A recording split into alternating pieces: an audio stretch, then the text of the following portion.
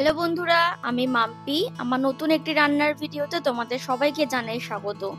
আশা করি তোমরা সকলে প্রত্যেকে খুব ভালো আছো, আমিও খুব ভালো আছি। আজ আবার একটা নতুন রান্নার রেসিপি নিয়ে তোমাদের কাছে চলে এলাম। আজ করে দেখাবো পোহা বা চিড়ের পোলাও। সকালের জলখাবারে কিংবা সন্ধ্যে স্ন্যাক্সে, এছাড়াও বাচ্চাদের টিফিনে কিন্তু এটা দিয়ে দিতে পারো। এটা খেতে কিন্তু খুবই মুখরোচক হয় আর ভালোও লাগে। আর শুধু ছোটরা না, বড়রাও কিন্তু এই পোহা বা চিড়ের পোলাও খেতে খুবই ভালোবাসে। আর এটা কিন্তু বানানো খুবই সোজা, একেবারে ঘরোয়া উপকরণ দিয়ে এই পোহা আজকে বানিয়ে ফেলেছি। তাই ভিডিওটার প্রথম থেকে শেষ অবধি দেখার তোমাদের কাছে অনুরোধ রাখলাম। তোমরাও কিন্তু খুব সহজে এইভাবে চিড়ের পোলাও বা পোহা বানিয়ে নিতে পারবে। তাহলে চলো বন্ধুরা, আজকে আমি এই পোহা কি করে বানিয়েছি সেটাই তোমাদের সাথে শেয়ার করে ফেলি। আজকে চিড়ের পোলাও বানাতে যে উপকরণগুলো লাগছে, চলো সেগুলো আগে তোমাদের দেখিয়ে দিই। দেখো, এখানে আমি এক বাটি চিড়ে নিয়ে নিয়েছি। এখানে আমি গাজরটাকে ঝিরিঝিরি করে কেটে রেখেছি। এখানে আছে সামান্য একটুখানি বিনস কুচি। এখানে আছে একটা বড় পেঁয়াজকে আমি ডুমো ডুমো করে কেটেছি। এখানে একটা ছোট টমেটোকে কুচি কুচি করে রেখেছি। এখানে একটা আলুকে কুচি কুচি করে কেটে রেখেছি। এখানে আছে বেশ কয়েকটা কারি পাতা। এখানে আছে কুচানো কাঁচা লঙ্কা, আর লাগছে একটা অর্ধেক পাতিলেবু। এদিকে আছে নুন, চিনি, হলুদ গুঁড়ো, কাজু কিশমিশ, চিনেবাদাম, সর্ষে, দুটো শুকনো লঙ্কা। আর আজকের এই খাবারটা বানাতে আমাদের সাদা তেল লাগবে। তাহলেই হচ্ছে আজকের খাবার বানানোর উপকরণ। প্রথমেই আমরা একটা বড় বাটির মধ্যে চিড়েটাকে ঢেলে নেব। চিড়ের মধ্যে কিন্তু অনেক ময়লা থাকে, তাই আমি এর মধ্যে জল দিয়ে হাত দিয়ে ভালো করে নাড়িয়ে চিড়েটাকে 2 থেকে 3 বার একটু ধুয়ে নেব, যতক্ষণ না জলটা পরিষ্কার হয়ে যাচ্ছে। এইভাবে কয়েকবার ধুয়ে নিয়ে এবার চিড়েটাকে ছেঁকে নিয়ে জলটাকে ফেলে দেব। তারপর দেখো, চিড়েটা আমি কিন্তু ভালো করে ধুয়ে নিয়েছি। 3 বার আমি ধুয়েছি। চিড়েটা কিন্তু এখন পরিষ্কার হয়ে গেছে। এবার একটা ছড়ানো প্লেট বা থালা নিয়ে নেবো, আর তার মধ্যে চিড়েটাকে এইভাবে ছড়িয়ে ছড়িয়ে একটু দেব।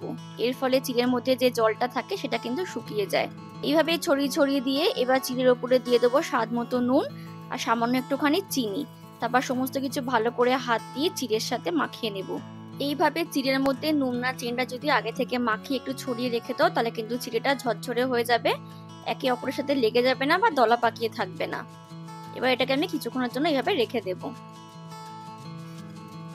অন্যদিকে এবার আমি গ্যাসের মধ্যে একটা কড়াই বসিয়ে দিয়েছি, আর তার মধ্যে দিয়ে দিয়েছি বেশ খানিকটা সাদা তেল। তারপর তেলটাকে একটু ভালো করে গরম করে নেব। তেলটা গরম হয়ে গেলে আঁচটাকে মিডিয়াম ফ্লেম করে দিয়ে এবার এখানে প্রথমে চিনে বাদামগুলো দিয়ে দেবো। তারপর মিডিয়াম ফ্লেমে একটু নাড়াচাড়া করতে করতে বাদামগুলোকে একটু ভেজে নেব। বাদাম ভাজতে কিন্তু বেশি সময় লাগে না, কয়েক সেকেন্ড একটু নাড়াচাড়া করলেই দেখবে বাদামগুলো কিন্তু লাল লাল হয়ে গেছে, মানে ভাজা হয়ে গেছে। তারপর এগুলো তেল থেকে ছেঁকে তুলে নিয়ে অন্য একটা পাত্রে রেখে দেব। বাদামগুলো তোলা হয়ে গেলে এবার ওই তেলের মধ্যে দিয়ে দেবো দুটো শুকনো লঙ্কা। আমি শুকনো লঙ্কা দুটোকে 2 টুকরো করে ছিঁড়ে নিয়েছি। আর তারপর দিয়ে দিলাম হাফ চামচের মতো কালো সর্ষে, আর দিয়ে দিলাম কয়েকটা কারি পাতা।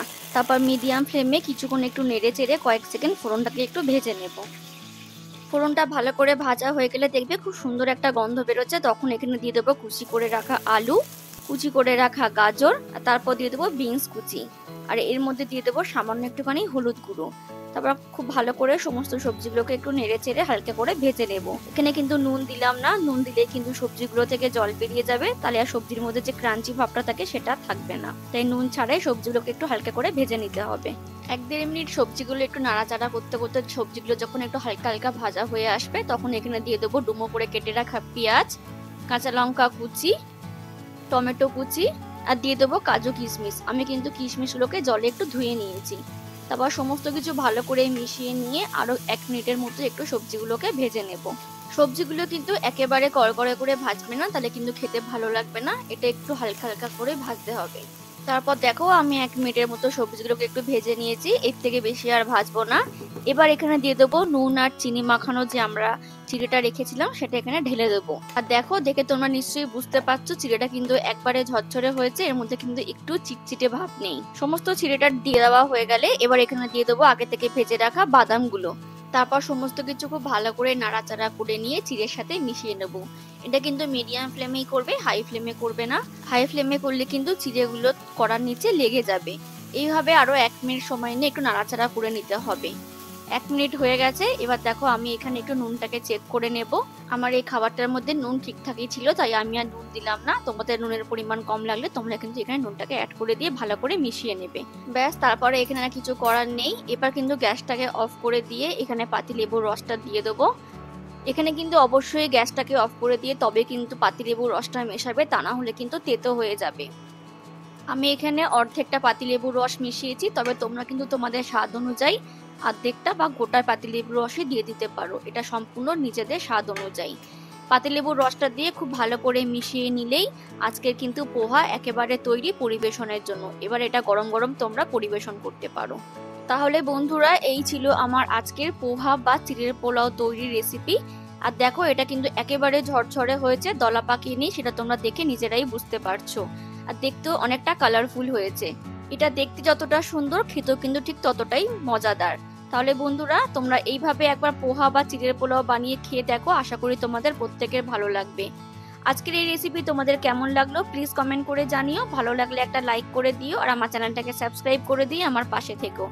দেখা হবে পরের অন্য কোনো একটা রান্নার ভিডিওতে। ততক্ষণের জন্য ভালো থেকো, সুস্থ থেকো এবং অবশ্যই সাবধানে থেকো। টাটা।